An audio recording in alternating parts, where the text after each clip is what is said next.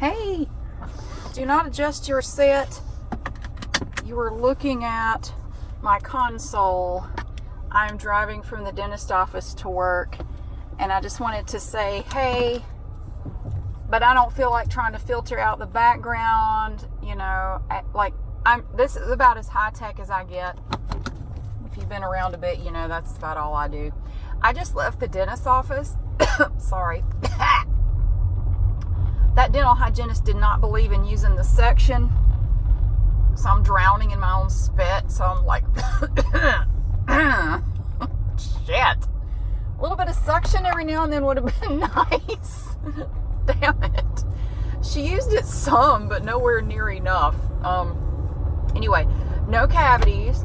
The dentist did say, though, he said there's this one spot that looks a little like it wants to be a cavity, but he said it could be. The last set of x-rays they did when I was here last time were a little grainy, and he couldn't really see the area very well. And it could be, he said it could be that it was like that before and it hasn't really changed. But we'll check it out when you come back in 6 months. So, yay. Don't you love it when they say stuff like that? Because then you have that in the back of your mind for the next 6 months. It's just like, oh, great. No, but everything is okay. I don't need to have anything done at this point, so that's cool. But so I'm in there in the dentist office, and in this dentist office, they play music in there, which is fine. And it's not super loud. Like you can hear it. I can hear I can hear most of the words to most of the songs. But, and that's fine. But it was country music. And I don't like country music. I don't. There's this misconception that, all Southerners love country music. I don't like it. I really don't. I find it to be very annoying. All the songs sound the same. It's twangy. It's just, I don't like it. Yeah, and I know a lot of people who really like it that surprise me. Like, really? I don't like it at all. But so I thought, well, if I end up in hell, this is what it's going to be. I'm in a dentist chair. My teeth are getting scraped on. There's no suction. And I have to listen to country music. Oh, God. And I'm sitting there tense the entire time because I don't like anybody messing around with my teeth. I can't stand it. Like, quit. Get out of my mouth. What is going on with this traffic? Oh, shit, there's construction. Okay. Anyway, sorry.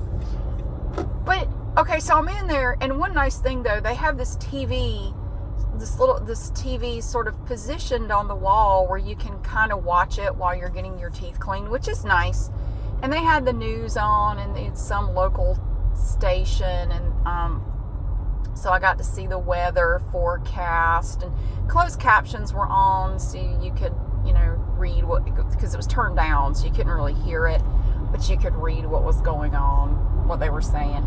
And there was this one lady on there, one of the newscasters or whatever they're called. She had the most beautiful dress. She had this green dress, and it was so pretty. And I kept looking at it like, I like everything about that dress. I don't even know what she was saying. I was so fixated on that pretty dress. Anyway, so I'm in the chair, and I'm tense as can be because I'm always really tense at the dentist's office. I don't like anybody scraping on my teeth with those instruments of torture that they have in there. And they have different instruments of torture for different types of scraping, which is wonderful. And just when you think they're done, they come in with another one that's even sharper. Jesus. So, yeah, I'm very tense the entire time because every now and then, and some of them like to use that high-powered water pick to scrape. I told them, you do not use that on me. It was so funny. This was several years ago. I was going to a different dentist, and the hygienist said, okay, if you feel any pain, just raise your hand. Just raise your hand up a little bit.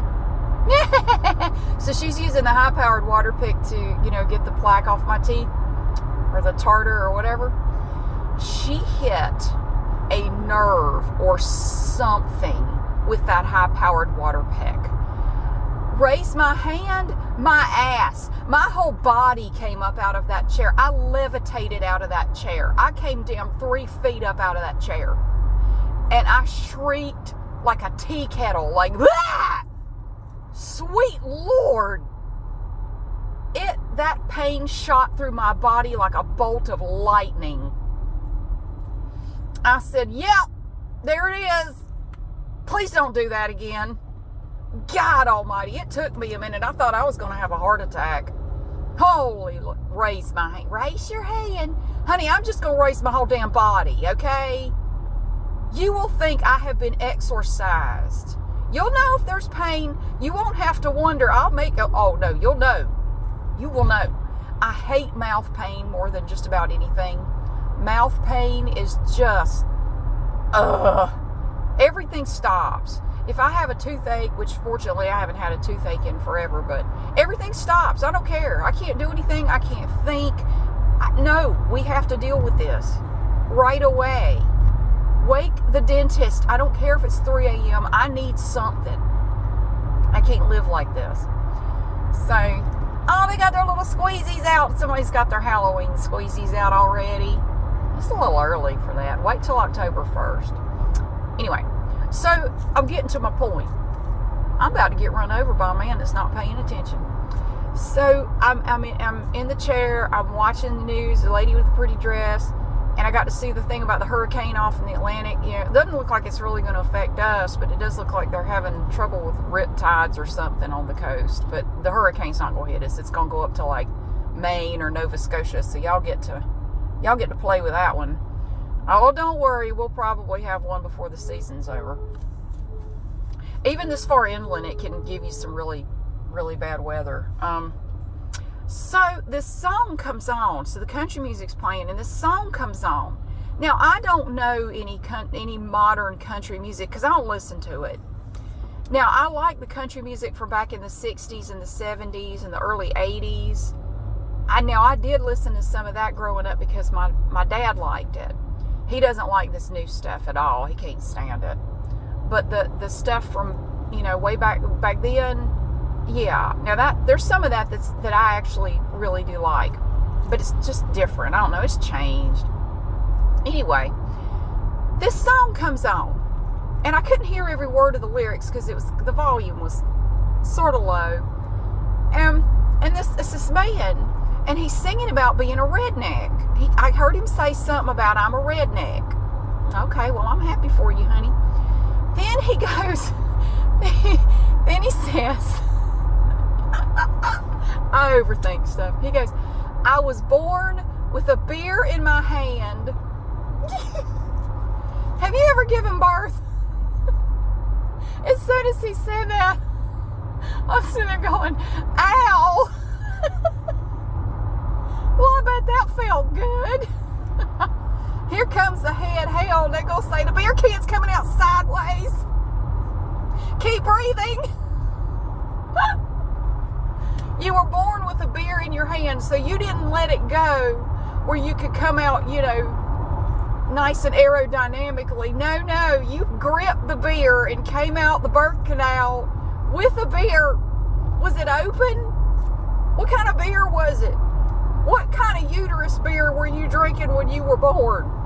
Were you drinking it before you were born? Are you saying your mother is an alcoholic? Was she drinking when she was pregnant with you? Why were you born with a beer in your hand? Do you not see a problem with that? And he kept saying it. Like further in the song, he just kept saying it. I was born with a beer in my hand. I was born with a beer in my hand. And I'm thinking, do you not have anything else in life that you can brag about? This is your crowning achievement.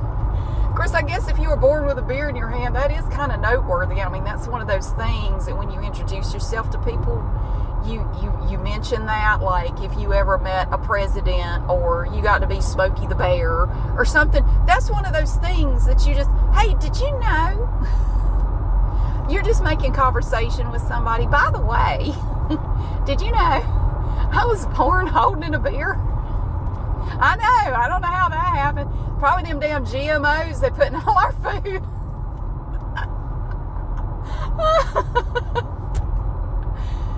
So I don't know that I would be proud of that. I mean, I guess, you know, who is this man talking to? That's another thing I wasn't sure of. Who is his target audience? Like, okay, so you're assuming in this song, he's speaking to someone. He's making sure they know he's a redneck. And I'm thinking, well, I don't know what you look like, but just based on how you sound, they could probably tell by looking at you. You probably don't have to tell them that. It's probably pretty self-evident, but maybe not, maybe not. And I thought, Mary, don't be so judgmental. You know, what does a redneck look like anyway? You don't know. I'm not even entirely sure what a redneck is. I mean, is there like a hard and fast, do we have an objective set of things, like quantifiably, can we measure what is a redneck? You know, is there like a redneck meter? What does it take to be one? I don't know. So I'm laying in that chair, tense as can be, and I'm trying to distract myself from the fact that she's scraping my teeth. So what does a redneck look like?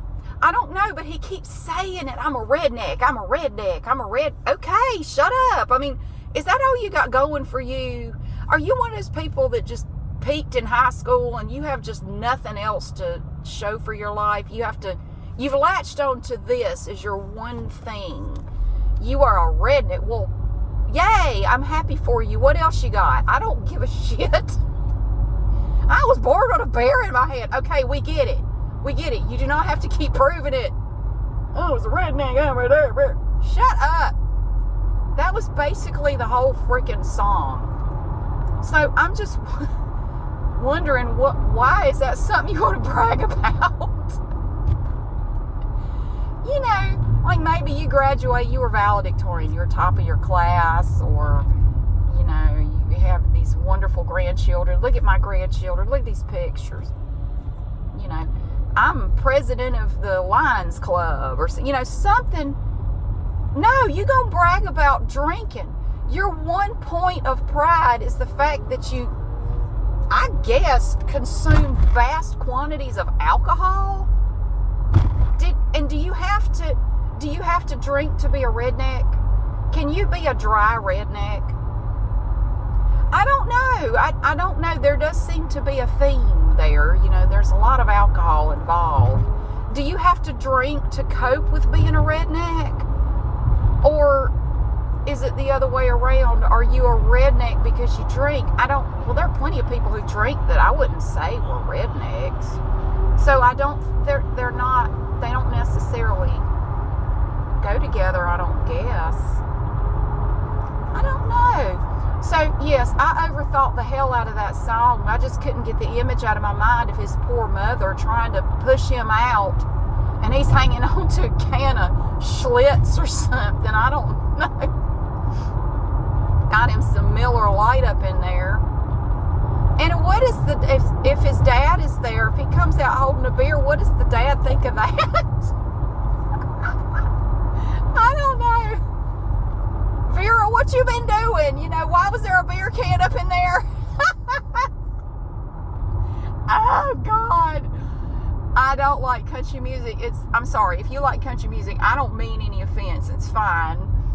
It's just so awful. I mean, if you ever listen to the lyrics of some of these songs, have you listened to these songs? These lyrics just crack me up. Like, why? I mean, I don't know. Just read the lyrics to some country songs, like modern country songs. Well, first of all, most of them don't have many lyrics. They have like 2 lines that they just repeat over and over for 3 minutes and 20 seconds. It's just, I don't understand why people like it. I don't get it.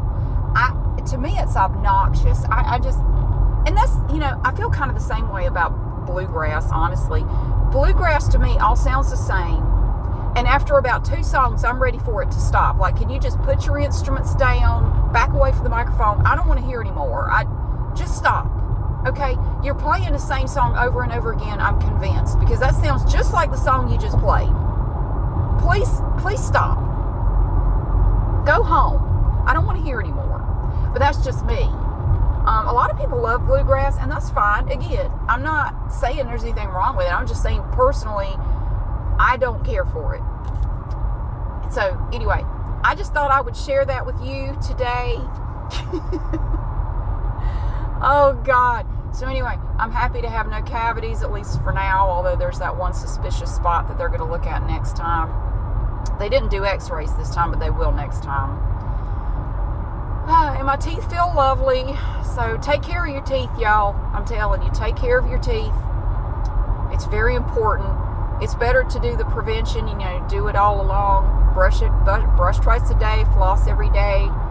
It's way better and way less painful and way less expensive to do that than to have to do all the fixing, of everything later. So take care of your teeth and take care of yourself. And I'm going to drive on to work. But thank you so much for being here. I hope you have a great day, and I'll see you again soon. Bye-bye.